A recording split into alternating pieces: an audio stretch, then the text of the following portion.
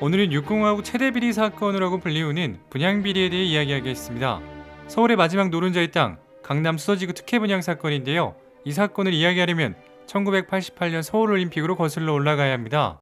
세계는 서울로, 서울은 세계로라는 캐치프레이즈를 내걸고 개최된 서울올림픽은 160개국 1만 3천여 명의 선수단이 참가하면서 올림픽 사상 최대 규모를 기록했을 뿐만 아니라 12년 만에 동서 두 진영이 모두 참가해 이념 분쟁, 인종 차별로 인한 갈등과 불화를 해소시킨 대회였습니다. 한국 선수단은 홈그라운드에 이점을 살려 소련, 동독, 미국에 이어 4위의 성적을 올렸고 이는 지금까지도 깨지지 않은 역대 최고 기록이죠. 1988년도는 노태우 대통령 취임 첫 해로 올림픽 성공에 대해 무척이나 기뻐했다고 전해집니다. 이번 서울올림픽에서 우승한 종목의 협회장들에겐 반드시 보상하겠습니다라고 공언을 했고 이에 대해 대부분의 협회장들은 협회를 좀 더 지원해달라, 선수 육성책을 세워달라 등을 주문했지만 대한하키협회 회장은 전혀 다른 이야기를 합니다. 정부의 주택 200만 호 정책에 호응하여 집 없는 사람들에게 아파트를 지어주겠습니다. 정부에서는 택지를 분양해 주었으면 좋겠습니다. 하키협회 회장은 정태수로 1983년도부터 대한하키협회장으로 있으면서 86년 아시안게임에서 남녀 하키가 우승, 88년 올림픽에서는 여자 하키 준우승의 실적을 기록했었습니다. 그리고 정태수는 기업의 회장이기도 하였습니다. 1997년 대한민국을 절망으로 몰아넣은 IMF의 경제 한파의 시작점인 한보 사태가 발생하였는데 한보의 회장이 바로 정태수입니다. 당시 한보철강은 제철소 설립 시 5조 7천억 원의 특혜 대출이 있었고 그 이면에는 정치권과 금융권의 거대한 로비가 있었다는 충격적인 사실이 밝혀졌었죠. 정태수는 국세청 세무공무원으로 사회생활을 시작하여 사업장에 세금을 부과하는 업무를 담당하였는데 이러한 업무로 인해 기업들로부터 많은 로비를 받았었고 결국 그 로비 방법을 자신의 것으로 만들었습니다. 그는 평소에 역술에 관심이 많았는데 어느 날 점쟁이로부터 다음과 같은 말을 듣게 됩니다. 당신의 직장을 그만두고 사업을 하면 대성할 사람입니다. 이 말을 들은 정태수는 바로 공무원을 그만두고 1974년 52세의 나이로 한보상사를 설립, 본격적으로 사업가의 길을 걷게 됩니다. 그리고 이때도 역시 점쟁이의 말을 들었는데 점쟁이는 땅과 관련된 일을 해야 사업이 번창할 것입니다 라고 말해 1976년에는 한보주택을 설립하여 건설업을 시작하게 됩니다. 1979년에는 서울 강남구 대치동의 땅을 헐값에 사들여 음마아파트를 건설하게 되는데 처음에는 분양에 상당한 어려움이 있었다고 합니다. 당시 음마아파트를 지을 때는 강남은 지금처럼 개발이 되어 있지 않은 변두리 지역이었고 비만 오면 물이 잠기는 상습 침수 지역이라는 단점이 있었습니다. 또한 대부분의 회사들은 강화음은 종로에 몰려있어 대치동에서 출퇴근을 해야 하는데 버스편이 매우 안 좋았다고 하죠. 하지만 때마침 1978년 2차 석유 파동이 발생하게 되면서 경기는 침체하게 되고 사람들은 안정적인 투자처인 부동산에 매우 큰 관심을 가지게 되는 계기가 됩니다.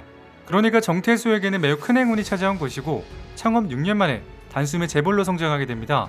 앞서 말씀드린 대로 오랜 시간 동안 세무공무원을 하면서 로비를 받아왔기 때문에 누구보다도 뇌물에 대해 잘 알고 있었다고 전해집니다. 상대가 아무리 거절해도 결국 돈을 받게 만드는 기술이 타의 추종을 불허했다고 하네요. 정치권과 금융권에 대한 거대한 로비가 밝혀지는 한보 사태를 보면 납득이 가는 내용입니다. 그리고 그에게 또 한 번의 기회가 찾아오게 됩니다. 86년 아시안게임과 88년 서울올림픽에서 대한하키협회 회장을 맡게 된 것인데 이 자리는 권력층과 가까워질 수 있는 최적의 기회였죠. 당시 88 서울올림픽 조직위원장이 바로 노태우였기 때문입니다. 다시 1988년도로 들어가겠습니다.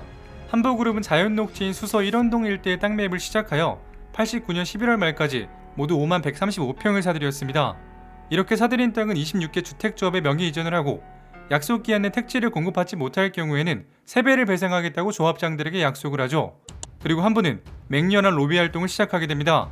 당시 수서 대치지구 자연녹지는 서울시가 공영개발 방식으로 택지를 공급하기로 정한 상태였기 때문에 조합주택은 건축할 수 없었던 상황이었기 때문입니다.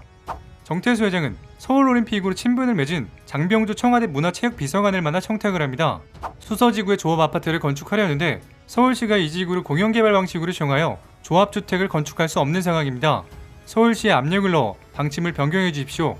그러니까 서울시가 공영개발 중인 수서지구를 수의계약으로 특별 분양해달라고 요구한 것이죠. 정태수 회장은 당시 서울시장인 고건을 찾아갑니다. 특별 공급 형태로 조합주택용 토지를 분양 부탁드립니다.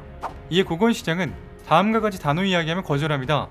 아니 애초에 아파트를 지을 수 없는 자연녹지를 조합주택용지를 사들였습니다. 현행 법규상 택지를 주택조합에 특별 공급할 규정이 없습니다.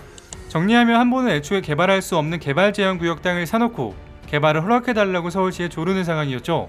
하지만 청와대 비서실로부터 서울시에 가해지는 압력은 날이 갈수록 높아지고 건설부와 국회마저 한보의 편을 들게 되면서 서울시는 고립무원에 빠지게 됩니다.